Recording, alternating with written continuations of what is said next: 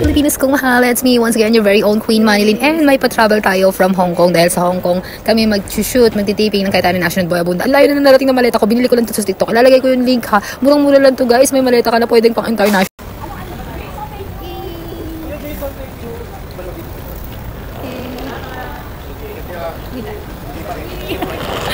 So, ito na nga guys, biyahe na nga kami pa Hong Kong. So, medyo kinakabahan ako guys dahil hindi ko alam yung mga first experience na mararamdaman ko sa pagsakay sa aeroplano. At ang dami kong naririnig ng mga story about sa mga first experience nila sa pagsakay ng aeroplano. And yung iba, very traumatic. Kaya ako may panic disorder ako. Pero try lang natin, sunod lang sunod, hindi naman natin ma-unlock yung mga fears natin and dreams natin kapag hindi natin sinubukan. So, huwag na natin patagalin pa. Pasukin na natin ang terminal ng NAIA Airport, guys. First time akong papasok ng NAIA Airport. Nakalimutan ko kung anong terminal to. I-check namin yung bag namin. And then, ayan. So, kapag mga 100 ml, guys, na pabango lotion, shampoo, anything, pwede na yan sa bag mo. So, bawal daw ang tubig, guys, sa airport. And then hand carry, pwede ka magdala ng power bank basta hand carry. Itong ganito kaliit na bag, maleta, pwede mo nang i-hand carry yan. Pwede na lang kung may dala ka kagaya, kung may dala kasi akong pabango na more than 100 ml, kaya chinek-in ko na yung maleta ko. So, kahit anong maleta pwede, kahit anong bag pwede i-check-in, pwede dalhin sa airport as long as matibay. So, kailangan maaga-aga kang pupunta dito bago yung boarding na sa aeroplano. Bye, Philippines! Tayo ng tiyo. Wait lang. Shoot kami guys. Ayan. Straight na tayo. Pak. OOTD natin. So, punta tayo sa Hong Kong guys. Kasama ko tayo. Para hinahanap ko kung sino malitin. Ay, eto na nga. Speaking, eto yung mga kasama ko. Si Richard and si Jacob. Siyempre, kailangan ng nanay. Kailangan ng nanay na magtatalak sa dalawang ito. Kailangan nang magbabantay sa dalawang to. Siyempre, mag-aalo sa dalawang to dun sa Hong Kong. Kaya naman, tingnan naman guys, diba? Let's go!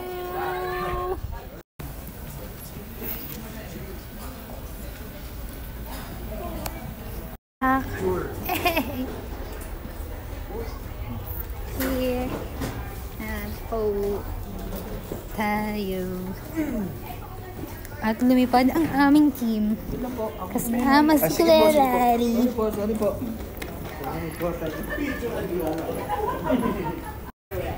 At lumipad ang aming team.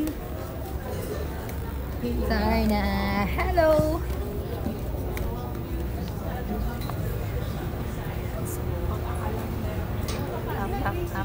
Up.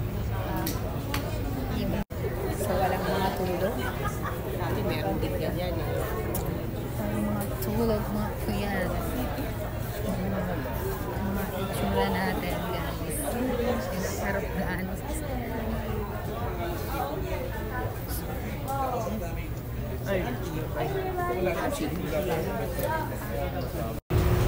Walang pala.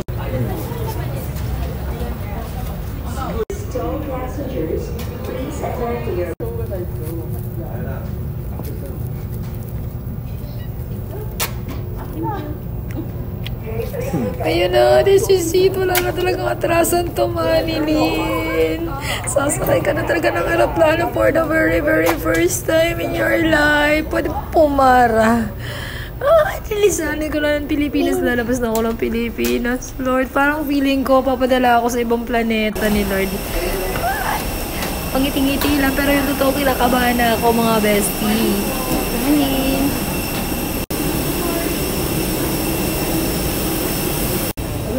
Mabuhay! Welcome aboard all the way to the back home, Maluka. Diretso lang po. All the way to the back. So, ito na yung pinakahintay natin lahat ang pagpasok ko sa aeroplano sa unang pagkakataon. Medyo kinakabahan ako. Actually, parang gusto ko umatras. Pero gusto ko rin ipagpatuloy ito. Ayan. So, tingnan na lang natin kung anong mga kaganapan dito sa loob ng aeroplano. Gusto ko ring ma-experience yung mga sinasabi nilang mga nakakatakot na experience nila sa aeroplano. Good luck sa ating lahat. Ayan, ipagdasal nyo ako. Okay, ayan. So, hinahanap ko yung upuan ko, guys. So, kita nyo naman, ngumunguyan ako ng bubblegum kasi sabi kasi ng maraming friends ko, ngumuya ng bubblegum para hindi daw ako mabingi. Kaya, ayan. For the flight! And soon we'll be closing our doors and pushing back. And we'd also like to apologize for the delay. This flight is incurred, and this was caused by the late arrival of this aircraft, which came, I believe, from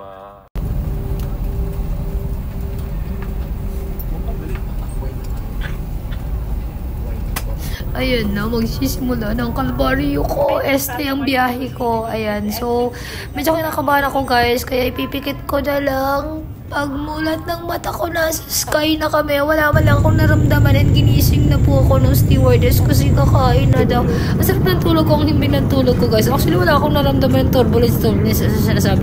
Hindi ako kinabahan. Grabe. Wala akong naramdaman. Hindi humiwalay ang kaluluwa ko sa katawan ko. Kagaya ng sinasabi nila.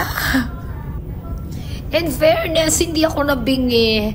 Ayan, pinaghahandaan ko kasi yung biglang pag-angat ng eroplano. Biglang pagbulusok pagbaba ng eroplano. As in, wala akong naramdaman. Guys, panhid na yata ako.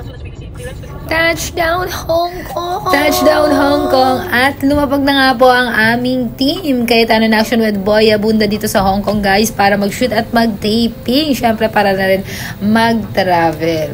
Okay? And then, pasensya na kayo, hindi ko nakunan yung paglapag ng eroplano dahil pinaghandaan ko lahat ng sinabi ng piloto.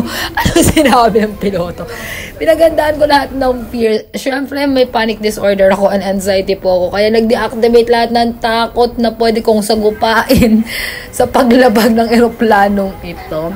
Sabi kasi nila guys, most of my friends guys na in-interview ko, nag-interview talaga ako kung anong feeling ng pagbaba at pagbulusok, pag-akyat, paglipad ng eroplano. And sabi kasi nila maghiwalay daw yung kaluluwa at katawan ko. Buti na lang hindi. And sobrang thankful ako kay Lord dahil niyakap talaga ako ng Diyos. Wala akong naramdaman na kahit na ano. So, ayan ang ating adventure. Stay tuned! And eto, nag-aabang kami ng maleta. At paglapag ng eroplano, abang ka ng maleta mo. Yung parang, pwede mo mamili ng maleta. Palitan ko yung maleta ko, yung malaki. Yung maraming laman.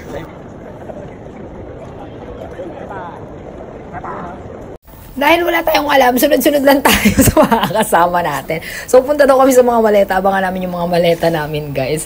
Hindi ko napansin, guys. Bored ang uya pa rin ako ng bubble gum. Takot pa rin ako mabingi. Ayan. So, sunod lang tayo kanila direct. Basta sundan mo lang. Pag first time mo guys, sundan mo lang yung mga ginagawa nila, yung mga bagay-bagay na hindi mo alam gawin. Ayan, mag-observe ka lang sa mga kasama mo. Tsaka hindi ka maliligawin, may enjoy mo yung first time mo lumipad sa aeroplano. So, in fairness, mababait yung mga kasama ko dito. And karamihan sa amin first time din. Kaya maligaw man ang isa, ligaw lahat. Ayan. So, ayan si Jabo. Ng team namin, ng Cayetano Action with Boy Abunda. So, hindi naman kami nila pinapabayaan, guys. Sunod lang tayo. Sobrang enjoy ko. Tingnan natin kung anong itsura ng pagpapalaki. Kung kinaya niya pong mag-survive. Ito na yung bag ko. Ito na yun. Sana? Yun nga, hinahanap yung SIM kung saan kukunin.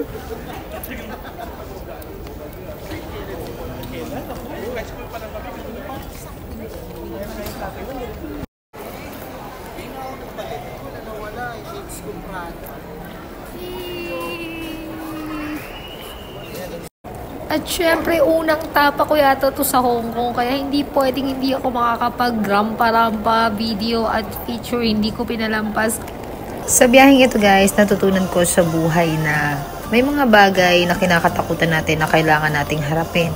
Mga bagay na naririnig natin na nagpapakaba sa atin na buong tapang natin kailangang harapin para malaman natin kung kaya natin o hindi ang mga bagay na ito at mga pangyayari sa buhay natin. Kaya sa biyaheng ito, na-enjoy ko at natuklasan kung kaya ko palang sumakay ng aeroplano!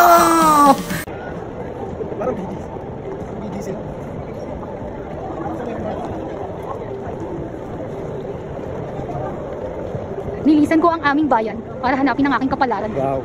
Hello, love. Abangan niyo po yung part 2 ng ating vlog, yung taping namin sa Hong Kong ng Cayetano Action with Boy Abunda.